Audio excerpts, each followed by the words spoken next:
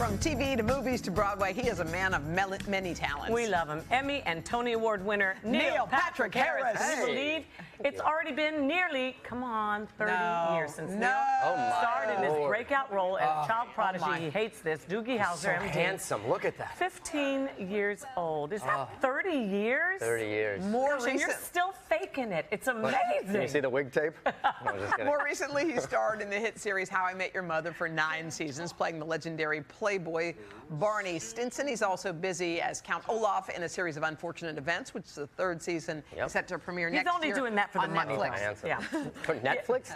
Yeah, so with all that free time, Neil is writing books, and he's back with the 2nd story in his best-selling series, The Magic Misfits. Have you guys rehearsed this? No. Very impressive. Yes, The Magic Misfits. It's a 4-part series that I've written mainly for my kids who are 8 and a little bit older. I can't believe there are middle grade book. Wait, what did you say? They're 8? They'll be 8 in October. Yeah. And so the first book did really well. I know. The first book did really well, and the second book comes out soon. It's about the group of 5 kids, and they all have sort of magical skills, not abilities like crazy magic, but real magic. You teach tricks within it, and I'm very happy it starts. Your kids are into magic, did you say?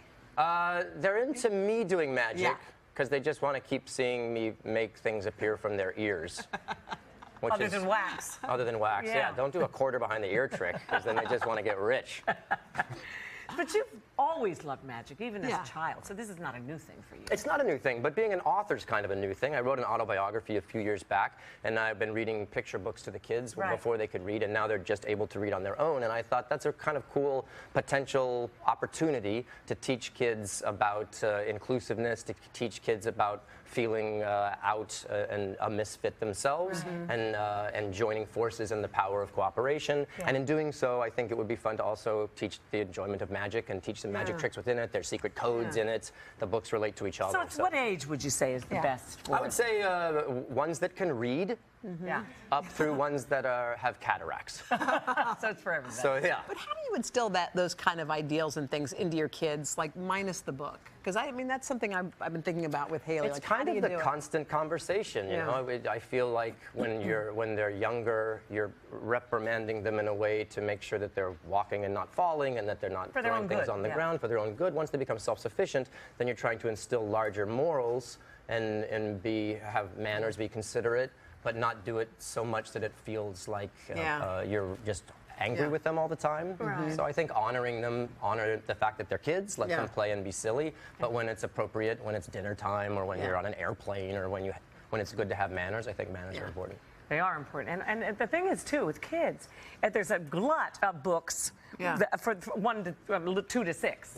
And then this is an interesting age before they become into the young adult series. It is the best, because watching them learn to read is so exciting, because they're reading with you and they can read a certain word and you can talk them through. But then at a certain point it clicks. They just started 2nd grade. And you can sort of see it click, and then they get excited that they can read on their own. They can pick their own books. So they can go to, I just am reading Magic Misfits book 2 to them. I started last night, and I finished reading, I don't know, up to chapter 4 or something. They had to go to bed, and they were both saying, "Please, Papa, please, can we read one more chapter?"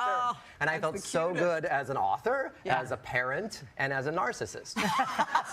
And those are your sweet spots. That's it. All 3 of those are good. When are you guys going to be for Halloween? Have you picked your costumes yet? For Halloween, we've got an idea, but we're really early. We're not even into. Look at you guys. You guys are fun to watch. We like to do a good family picture. Cute.